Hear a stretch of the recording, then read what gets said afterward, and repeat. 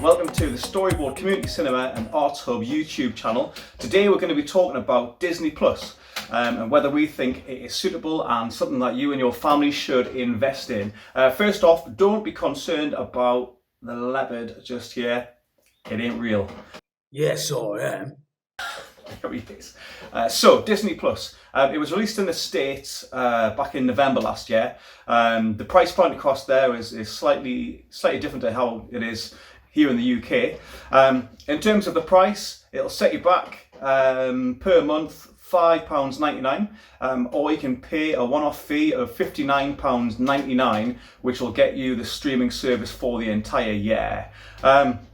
So either option in terms of price isn't too bad, but is it worth it though? What's the content like? What have we come to see here on Disney Plus? You know, you've probably already got Netflix that you're paying maybe £7-8 for a month, or Amazon Prime that you're also paying your membership for. So there's two streaming services. You may even watch something like Hulu as well. So why would you invest in Disney Plus? For me personally, the content that I would watch and with my kids would be the Star Wars content, but we'll go through everything that's on there first off. So being Disney, you have all the classic Disney films, and so things like Lady and the Tramp and the new version of that as well, the kind of the CGI, live action CGI version, the old Lion King, the new live action Lion King. Even though it's not live action, it's entirely animated, so I'm not quite sure why they call it live action, because it ain't. That leopard's more real than any of the blooming leopards on the Lion King. No, I'm not. But anyway, so you get all the classic Disney content, as well as the newer sort of 2D animation as well, which is good. You also get all the Pixar movies, films like The Incredibles, Monsters Inc., etc., Cars. They're all on there.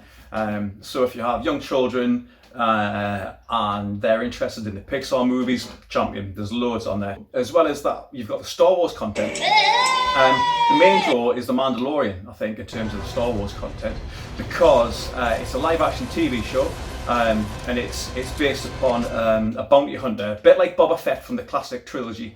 And he's the Mandalorian from the title, or Mando, in short, and it's produced, in the first episode at least is directed by Jon Favreau, who directed the Iron Man movies, the recent Lion King live action version, and it's fantastic. It's very good, definitely worth the watch. Bounty hunting is a complicated profession.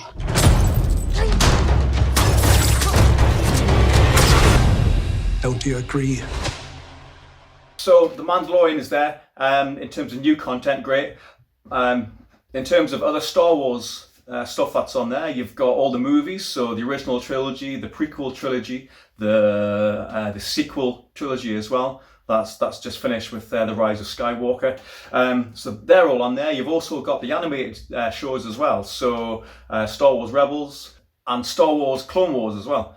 So Star Wars content, if you're a Star Wars fan, like I am, nerd, then it's great, fantastic. So as well as all that, you've got the Marvel movies as well. So the MCU, the Marvel Cinematic Universe, all the films are on there. So like I am with my kids now, we're sitting down every other night or so, and being in lockdown, we thought we'd watch all the MCU films again. So for that £5.99 a month, you're getting all that content. So that's great as well. Another plus point is the National Geographic channel. More new content that's on there is a documentary with everyone's favourite dino expert, Jeff Goldblum. So again, in terms of new content, that's worth a watch, because he's hilarious. Everyone loves Jeff Goldblum. I think the downside of Disney Plus though is maybe the price point. No, £5.99 a month isn't too bad, but when you consider what you're paying for other streaming services, Netflix, etc., is it worth it? Possibly, I think so, but primarily for me because of the film content and because of The Mandalorian. But the only downside I think for Disney Plus is the lack of kind of new content other than the Jeff Goldblum documentary and The Mandalorian. There doesn't seem to be a lot on there that's kind of new or that new. Maybe Lady and the Tramp and movies like that, but a little downside would be a slight lack of new content on there. Otherwise, it's worth investing in, I think, especially if you're a film fan and you're a fan of Marvel, Star Wars, because it's got all the content.